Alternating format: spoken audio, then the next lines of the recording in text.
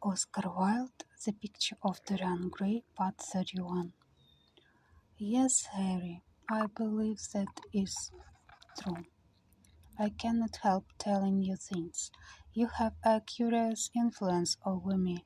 If I ever did a crime, I would come and confess it to you. You would understand me.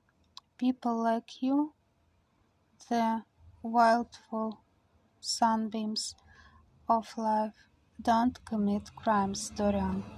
But I'm much obliged for the compliment all the same. And now tell me, reach me the matches like a good boy. Thanks. What are your actual relations with Sybil Vane? Dorian Gray leaped to his feet with flushed cheeks and burning eyes. Harry, Sybil Vane is secret. "It is only the secret things that are worth touching, Dorian," said Lord Henry with a strange touch of pathos in his voice. "But why should you be annoyed? I suppose she will belong to you some day. When one is in love, one always begins by deceiving oneself, and one always ends by deceiving others. That is what the world calls a romance. You know her, at any rate, I suppose?" "Of course I know her. On the first night I was at the theatre, the horrid old Jew came round to the box after the performance was over and offered to take me behind the scenes and introduce me to her. I was furious with him, and told him that Juliet had been dead for hundreds of years, and that her body was lying in a marble tomb in Verona.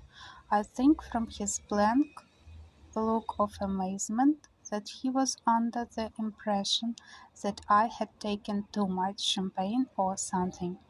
I'm not surprised. Then he asked me if I wrote for any of the newspapers.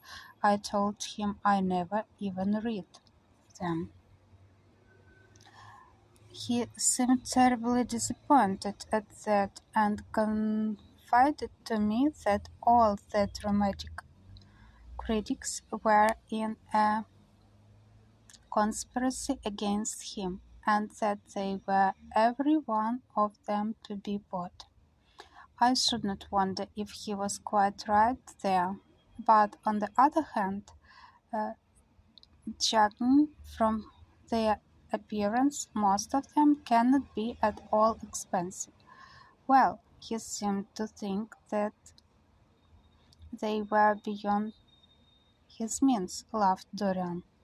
By this time, however, the lights were being put out in the theatre, and I had to go. He wanted me to try some cigars that he strongly recommended.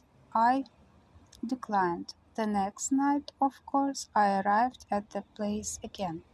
When he saw me, he made me a low bow, and assured me that I was a magnificent patron of art.